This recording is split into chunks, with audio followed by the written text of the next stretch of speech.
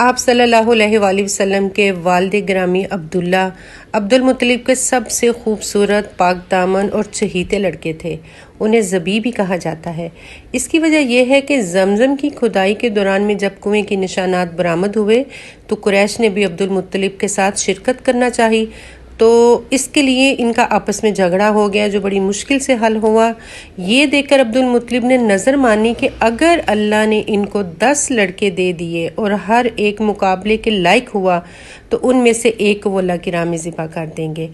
اب اللہ کا کرنا ایسا ہوا کہ ان کی یہ مراد پوری ہو گئی، چنانچہ انہوں نے سب لڑکوں کے درمیان قرعہ ڈالا۔ قرعہ عبداللہ کے نام نکلا، لہٰذا ان کو ذبح کرنے کے لیے خانہ کعبہ کے پاس لے گئے، مگر قریش نے انہیں روک دیا۔ بالخصوص عبداللہ کے بھائی اور ماموں سخت آڑے آئے اور پھر یہ فیصلہ ہوا کہ ان کے بدلے 100 اونٹ ذبح کیے جائیں۔ عبد المطلب نے ایسا ہی کیا، اس لیے آپ صلی اللہ علیہ وآلہ وسلم کو 2 ذبیحوں کی اولاد بھی کہا جاتا ہے۔ ایک ذبیح تو حضرت اسماعیل علیہ السلام تھے اور ایک آپ کے والد۔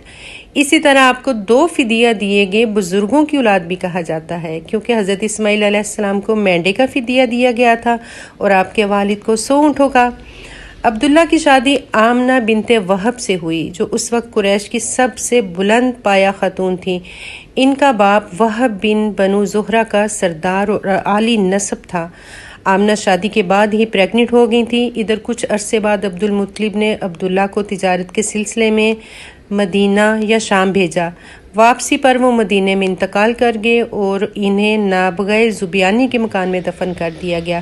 اس وقت آپ صلی اللہ علیہ وآلہ وسلم پیدا